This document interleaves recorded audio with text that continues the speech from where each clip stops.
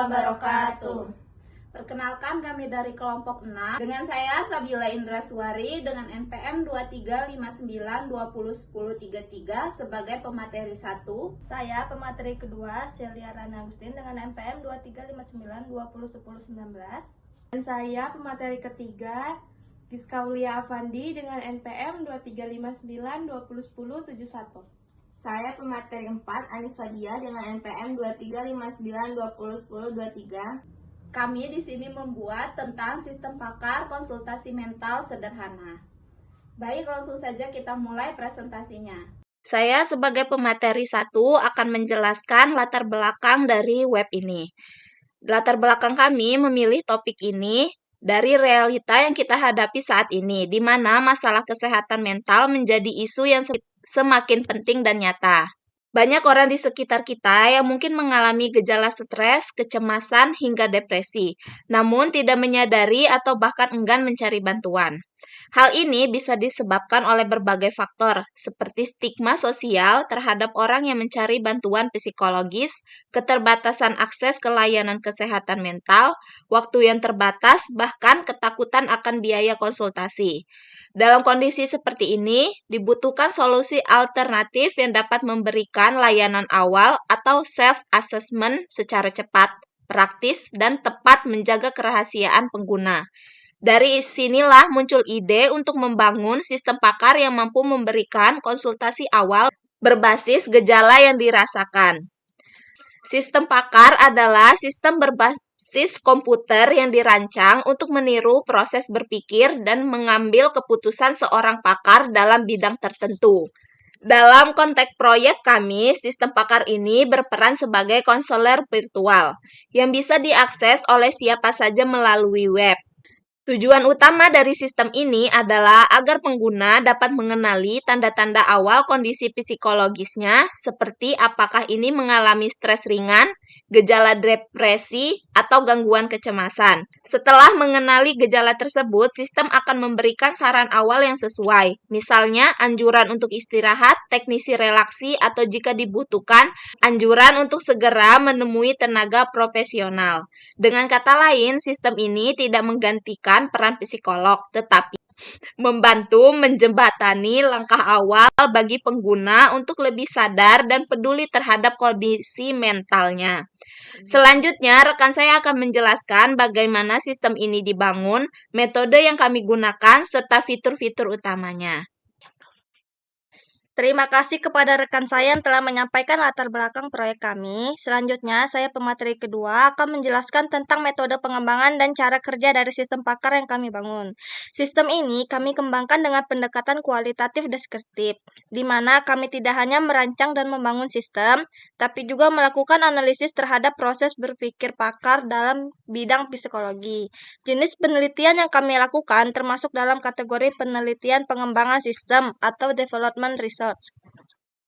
Langsung saja kita ke halaman utama. Di sini terdapat ada halaman login dan daftar. Langsung saja kita daftar. Buat akun baru di sini kita menggunakan nama Desta yang akan diuji. Kita daftar. Lalu ini berhasil login, kita masukin lagi namanya dan passwordnya tadi.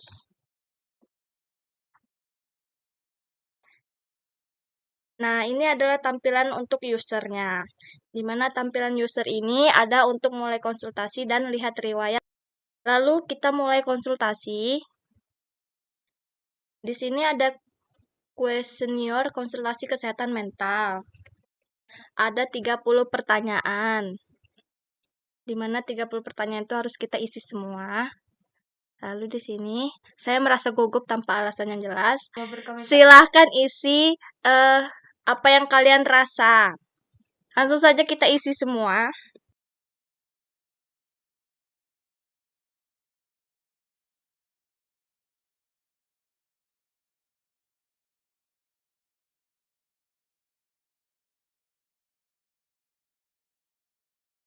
Dan ini adalah soal terakhir, kita isi.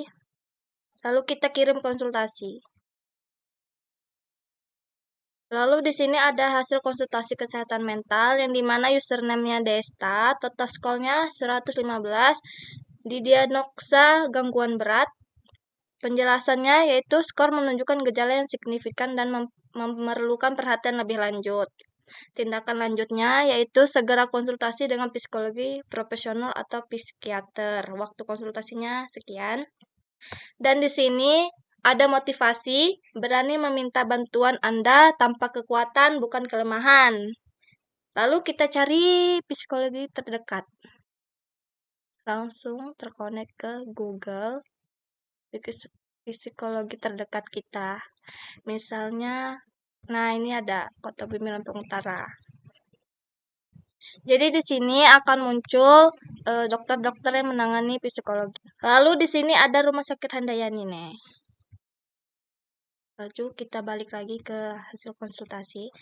Dan di sini tuh ada dua tes yang dimana kalau gejalanya berat langsung ke psikologi terdekat. Kalau gejalanya ringan, dia hanya dikasih motivasi saja. Kalau gangguan ringan ini hanya dikasih kata-kata motivasi. Di sini ada jaga pola hidup sehat, istirahat cukup, dan tetap bersosialisasi.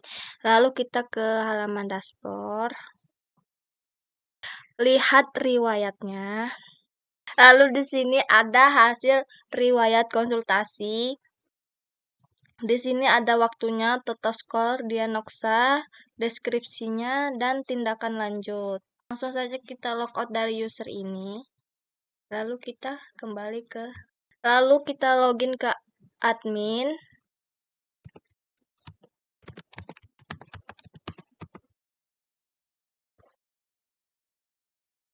Di sini terdapat dashboard admin yang dimana ada total user 5, total konsultasinya ada 9. Di sini ada grafik hasil konsultasinya, ada jumlah diagnosa, gangguan berat, gangguan ringannya, lalu ada tren konsultasi harian. Di sini ada untuk kelola akun, di mana di kelola akun ini bisa kita nambahin akun. Di sini bisa kita ngelihat admin itu siapa, user itu siapa, bisa dihapus.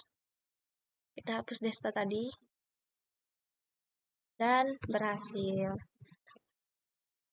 Lalu kita tambah akun baru.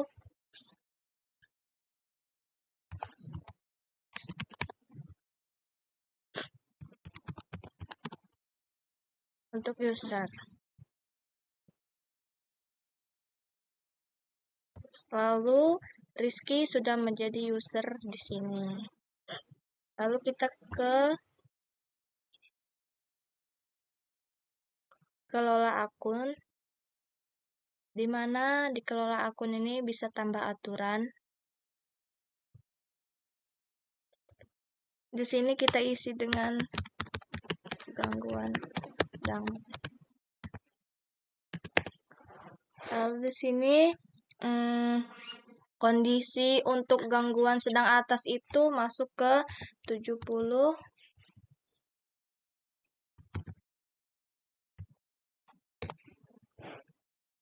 Hasil diagnosanya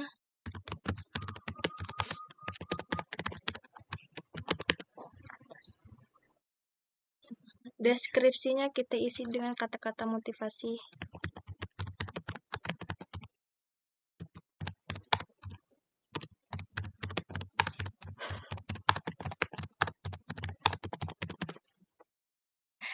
Dah, lalu kita simpan. Dan gangguan sedang atas itu langsung masuk. Bisa kita, di sini ada fitur aksi yang dimana bisa hapus. Terus kita juga bisa edit.